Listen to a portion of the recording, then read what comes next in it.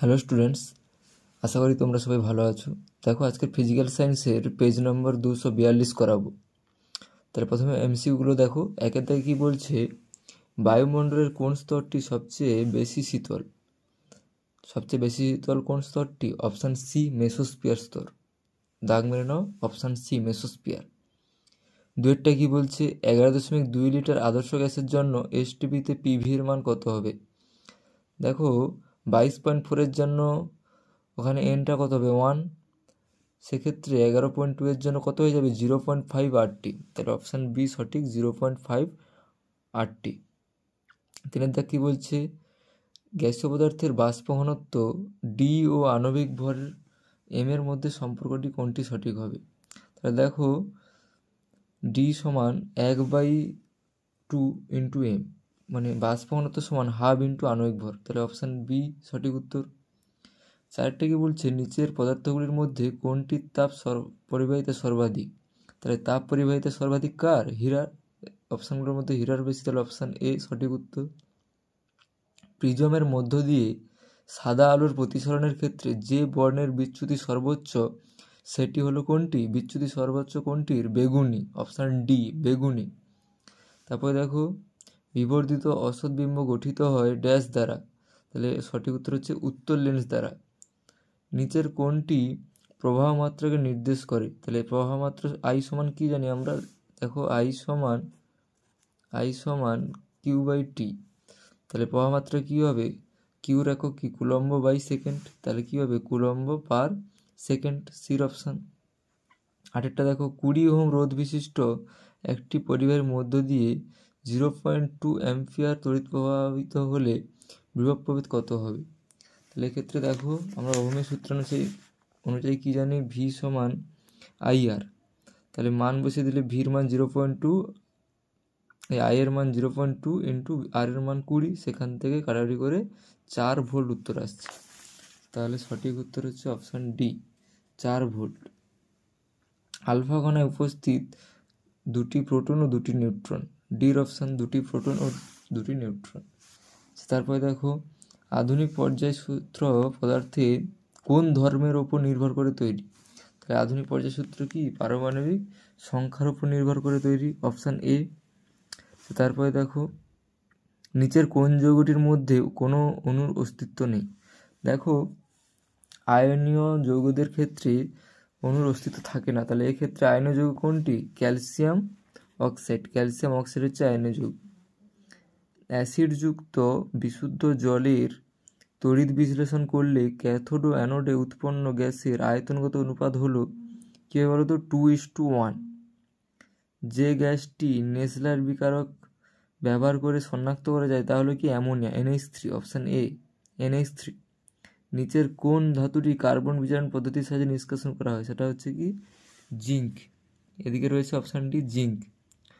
আচ্ছা, কোন যৌগটি অ্যালডিহাইড শ্রেণী? তাহলে অ্যালডিহাইড কি বলো তো? CHO থাকে। তাহলে এক্ষেত্রে কোথায় CHO আছে? অপশান বিতে শেষে দেখো CH3, CHO। তাহলে এটা হচ্ছে সঠিক উত্তর। আচ্ছা, 2-1 দেখো, বায়ুমণ্ডলের উষ্ণতা বৃদ্ধি করে এমন একটি গ্যাসের নাম লেখো। তাহলে এমন একটি গ্যাস হচ্ছে, লিখে দাও CO2, কার্বন ডাইঅক্সাইড। কোলবেট থেকে কোন জ্বালানি গ্যাস আহরণ করা হয়? তাহলে মিথেন গ্যাস আহরণ করা হয়। বায়ুমণ্ডলের কোন স্তর রেডিও তরঙ্গ প্রতিফলন করে? তাহলে এটা হবে কি? আয়নোস্ফিয়ার। লিখে দাও আয়নোস্ফিয়ার, লিখে নাও আয়নোস্ফিয়ার স্তর। কোন অবস্থায় বাস্তব গ্যাস আদর্শ গ্যাসের ন্যায় আচরণ করে? নিম্ন চাপ এবং উচ্চ উষ্ণতায়। লিখে নাও নিম্ন চাপ এবং উচ্চ উষ্ণতায়। 2.4, এসটিপিতে 4 লিটার H2 গ্যাসে ও 1 লিটার CO2 গ্যাসে উপস্থিত অণুর সংখ্যার অনুপাত কত হবে? তাহলে দেখো, একটু দেখে নাও। অ্যাভোগাড্রো সূত্রানুযায়ী স্থির উষ্ণতা ও চাপে সব গ্যাসের সমায়তনে সমসংখ্যক অণু থাকে। সুতরাং অণুর সংখ্যার অনুপাত তাদের আয়তনের অনুপাতের সমান হবে। তাহলে এক্ষেত্রে আয়তন কত আছে? একটা আছে 4 লিটার, একটা আছে 1 লিটার। তাহলে তাদের অনুপাত হবে, তাহলে উত্তরটা হচ্ছে কি? উত্তরটা হবে 4:1। দেখে নাও, উত্তরটা হচ্ছে 4:1। তারপর দেখো লোহার আয়তন প্রসারণ গুণাঙ্ক 36 গুণিতক 10⁻⁶ পার ডিগ্রি সি হলে দৈর্ঘ্য প্রসারণ গুণাঙ্ক কত হবে? তাহলে দেখো দৈর্ঘ্য প্রসারণ গুণাঙ্ক আলফা সমান কি আছে, আয়তন প্রসারণ গুণাঙ্ক বাই 3 গামা বাই 3, তাহলে মান বসিয়ে দিয়ে কত বের হবে, 12 × 10⁻⁶ ডিগ্রি সি ইনভার্স। তারপরে দেখো অথবা রয়ে গেছে, অথবাটা দেখো নিচের বিবৃতিটি সত্য না মিথ্যা লেখো। তামা ও লোহা ও ইনভারের মধ্যে লোহার রৈখিক প্রসারণ গুণাঙ্ক সর্বনিম্ন, তাহলে এটা তো মিথ্যা। কার সর্বনিম্ন হবে? এক্ষেত্রে ইনভারের সর্বনিম্ন হবে, তাহলে এটা মিথ্যা। তারপরে উত্তল দর্পণে একটি ব্যবহার লেখো, তাহলে যানবাহনের ভিউ ফাইন্ডারে লিখে নাও, গাড়ির ভিউ ফাইন্ডারে। আচ্ছা, রৈখিক বিবর্ধন বলতে কি বোঝো? প্রতিবিম্বের দৈর্ঘ্য ও বস্তুর দৈর্ঘ্যের অনুপাতকে রৈখিক বিবর্ধন বলে, লিখে নাও। প্রতিবিম্বের দৈর্ঘ্য ও বস্তুর দৈর্ঘ্যের অনুপাতকে রৈখিক বিবর্ধন বলে, হয়েছে। তারপর দেখো রোধাঙ্কের এসআই একক কি? এসআই একক কি? Ohm metre. রোধাঙ্কের এসআই একক ওহম মিটার। একটি ধাতব পরিবাহী ক্ষেত্রে ওহম সূত্র অনুযায়ী আইভি লেখচিত্র অঙ্কন করো, তাহলে মূলবিন্দুগামী সরল রেখা লেখচিত্রটি হবে, এঁকে নেবে, আমাদের বইতেও আছে। একটি প্রাকৃতিক তেজস্ক্রিয় মৌলের উদাহরণ দাও, তাহলে এটা লিখে নাও, এটা হচ্ছে ইউরেনিয়াম। লেখো ইউরেনিয়াম।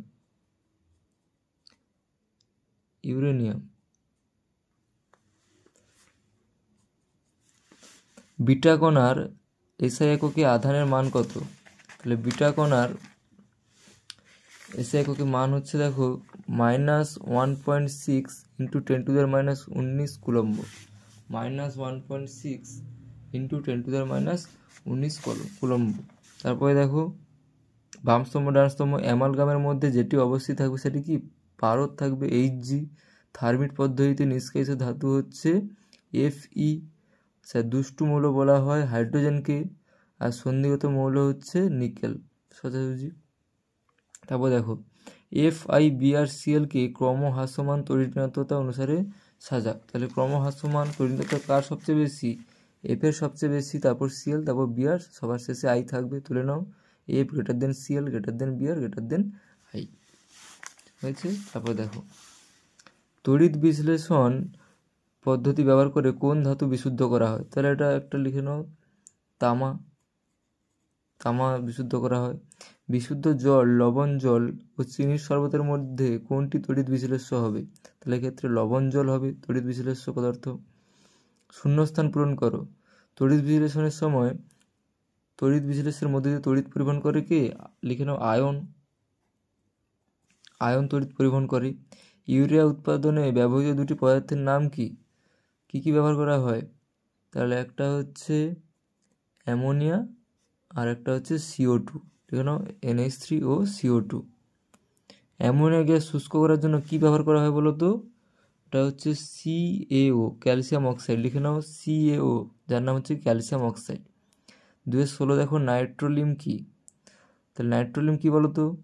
ক্যালসিয়াম সায়ানামাইড ও কার্বনের মিশ্রণকে নাইট্রোলিম বলে, লিখে নাও ক্যালসিয়াম সায়ানামাইড ও কার্বনের মিশ্রণকে নাইট্রোলিম বলে। একটি বায়োডিগ্রেডেবল পলিমারের উদাহরণ দাও, তাহলে জৈবভঙ্গু পলিমার কী হবে? সেলুলোজ, লিখে নাও সেলুলোজ। ভিনিগারে উপস্থিত কার্যকরী মূলকের সংকেত লেখো। দেখো ভিনিগারে তো অ্যাসিটিক অ্যাসিড রয়েছে, তাহলে ওখানে কে রয়েছে, কোন কার্যকরী মূলকটি রয়েছে? কার্বক্সিলিক অ্যাসিড রয়েছে, যার সংকেত লিখে দিচ্ছি COOH, তাহলে এইটার নাম কি? কার্বক্সিলিক অ্যাসিড, লিখে নাও কার্বক্সিলিক অ্যাসিড। আর সংকেতটা এটা। CH3COCH3 এর ইউপ্যাক নাম লেখো, তাহলে লিখে নাও প্রোপানোন, এটা আগে অনেকবার হয়েছে, লিখে নাও প্রোপানোন। ঠিক আছে স্টুডেন্টস, পরের ভিডিওতে 3 এর দাগ করাবো আর 4 এর দাগ করাবো। ঠিক আছে, রাখছি।